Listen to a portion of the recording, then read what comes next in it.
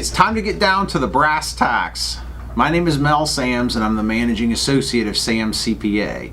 And today I'm going to be talking to you about offers and compromise.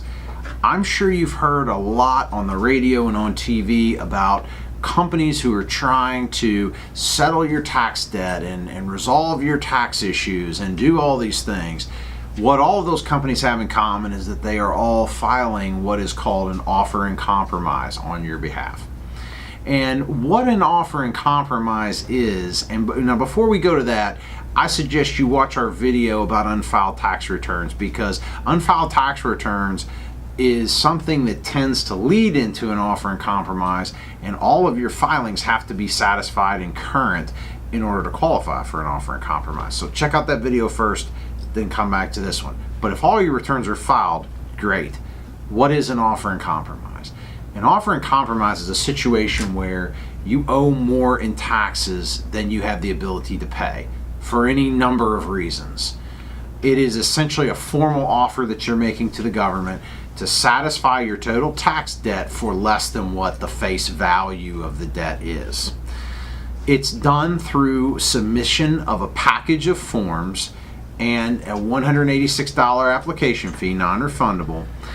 In those forms, you are going to come across questions regarding what your monthly expenditures are, what your assets are, what your liabilities are. You have to disclose information about everything you own, everything you owe, and then the money you have coming in.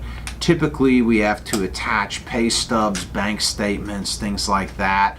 You have to disclose IRAs, 401ks, etc., property, vehicles. It gets pretty detailed, but what the government's trying to establish is what is your ability to pay. There is a great eligibility tool on the IRS website to determine whether you qualify. It's called the Offer and Compromise Pre-Qualifier. I highly recommend going through that. It's interactive, it's actually very informative, and it'll tell you by answering all the questions if you qualify. Now, just because you get a no necessarily when you do it doesn't mean that with the help of a CPA you may not be able to restate or find some other circumstance that could qualify you. But generally, if that pre-qualifier gives you a no, you may then need to look towards a payment plan or possibly looking at prior returns to see if amendments can be made to help with some of that tax debt. But back to the offers and compromise.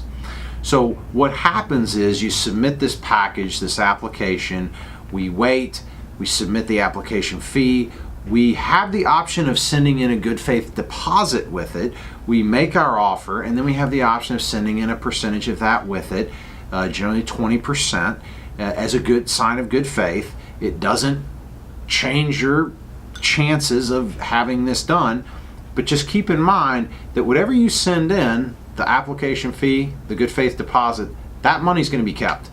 Whether the IRS settles your debt or not, they're going to keep that money, and if they give you a denial, they're going to keep that money. So keep that in mind. So there is some risk.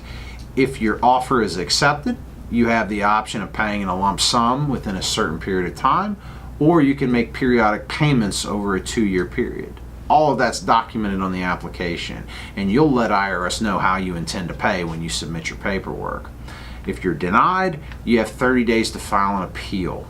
And a CPA can help you navigate through these things. We help people with this all the time.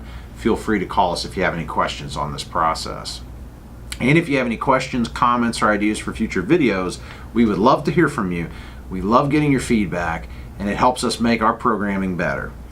If you would like to see any of our other videos, or if you would like to be notified when a new video becomes available, please subscribe to our YouTube channel.